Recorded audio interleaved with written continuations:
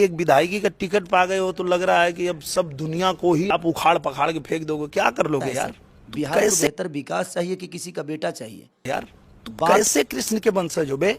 पैदा हुए होगे तुम कृष्ण के वंश में, लेकिन तुम यदुमुल्ला हो चुके हो। इसको लिख लो। हमारे दिनेश भैया की यार हम सांसद बन के कुछ नहीं कर पाए तो तुम विधायक बन के क्या कर पाओगे भाई? वो प्रधानमंत्री भी बन जाएंगे तो कुछ नहीं कर पाएंगे। जिस तरह से महागठबंधन में खेसारी लाल यादव का जो जलवा चला है हमें समझ में नहीं आता है, इसलिए आज लोग मौत में भी रोजी ढूंढ लेते हैं।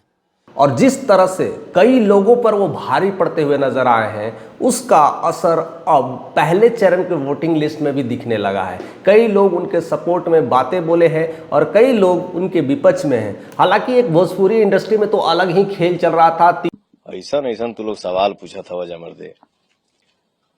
मेरे लिए रिश्ता भी मायने रखता है, लेकिन शुभकामना है उनके लिए, खुश रहे मस्त रहे। 3 भोजपुरी स्टार एक साथ और एक भोजपुरी खेसारी लाल यादव, तीनों भोजपुरी स्टार पर भारी पड़ते हुए नजर आ रहे थे। उधर निरहुआ कहे तुम्हारा गाना सुन के कोई प्रोफेसर बन जाएगा, फिर भी गाना गाते हो ना तुम्हारे। या तो कहे पवन सिंह कहे, रवि किशन कहे, ये जीते जी तो हमारी जिंदगी को नरक बना देते हैं, मरने के बाद गोरखपुर में स्वर्ग की सीढ़ी लगवा देते हैं। बोले के हो गए बुराई में कबो नहीं बोलेला हमारे जीवन। हमारा गाना तकरार छिड़ल बात तकरार। हर कोई कहीं न कहीं खेसारी लाल यादव को नीचा गिराने, नोचने, फेंकने किस तरह का लालछन लगा रहे हो, तो सब कुछ एकदम वायरल चल रहा है। और उसका मुंह तोड़ जवाब देते हुए खेसारी लाल यादव अपने तमाम कह सकते ना तमाम चीजों के साथ बढ़ते हुए नजर आ रहे हैं। बिहार के माँ बाप से उनके बच्चों को दूर भेजने के लिए ट्रेन देते हैं आप, उनके पत्नियों से दूर भेजने के लिए ट्रेन देते हैं कि बच्चों के शिक्षा के लिए कुछ नहीं करते।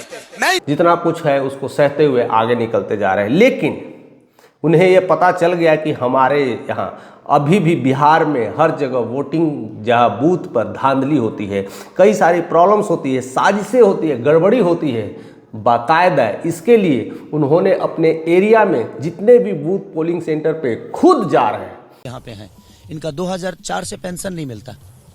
भाई ये कितनी दुख की बात है कि अपने बच्चों को जब रिटायर होंगे तो। और हर जगह चेकिंग कर रहे लोगों से मिल रहे हैं कि सब कुछ ओके है ना, सब किसी तरह की गड़बड़ी नहीं है और कोई स्टार्डम नहीं, कोई कुछ नहीं। सिंपल ड्रेस में जाना, लोगों के साथ मिलना, बूथ पे जाना, बातें करना, सब कुछ ओके तो चल रहा है ना, किसी तरह का कोई प्रॉब्लम्स नहीं है। मुझे लगता है बेहतर भविष्य के लिए अगर आप जिसको देना चाहते हैं दीजिए, बट इसी से तय होगा कि आपके बच्चों का भविष्य कहाँ जा रहा है। और इस बात का संकेत देता है कि कितने एक्टिव हो चुके हैं, कितनी बड़ी बदलाव की अब सनसनीखेज चल रही है। यानी इस तरह से देखना कई तरह का रिप्रेजेंट करता है कि बहुत कुछ बदलने वाला है। दूसरी तरह से अगर हम भाजपा को लेकर के बात करें, कांग्रेस को लेकर के, यानी आरजेडी जो भी है, ये सब ज़रूर लालछन तो लगाई है। बहुत सारे उनके जो टिप्पणी आना शुरू हो चुका है कि कई जगह चुनाव आयोग जहाँ जहाँ वोटिंग हो रही थी, पोलिंग हो रही थी, वहाँ पर बिजली कट रही है।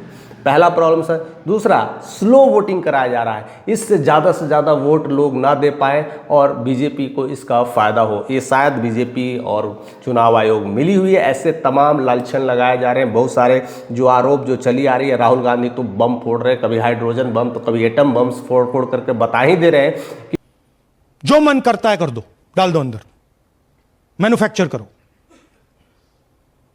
पूरी तरह से बीजेपी के साथ हमें सतर्क रहना है, कभी भी वो चाल चल सकते हैं। और इसके लिए खेसारी लाल यादव अपने बूथ पर बार बार विजिट करना, कई सारे बूथ पर यहाँ जाना वहाँ जाना, कोई स्टार्डम नहीं, सिंपल स्टार्डम के साथ आगे बढ़ते हुए नजर आ रहे हैं। और ऐसे में यह प्रथम चरण का सक्सेसफुल होना इस बात का संकेत जाता है पूरी तरह से। कोई भी पेपर उठा के देखिए, प्रथम चरण सक्सेसफुल, बढ़िया शांतिपूर्ण तरीके से हुआ। महिलाओं ने इस बार जबरदस्त वोटिंग की, इस बार का परसेंटेज ऑफ वोट बढ़ा है।